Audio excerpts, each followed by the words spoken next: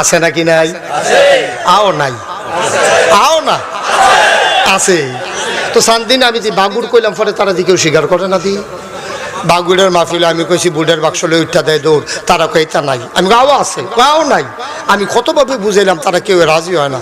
পরে এক মুরব্বী দাঁড় করে যে গেলাম নাই কিরে, কই হুজুর বাক্স লই দৌড় দিব, কিন্তু বুড়ে তো নাই।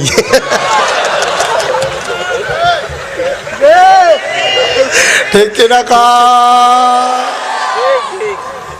মানুষ বানাইয়েন না, এটি এইতে করব।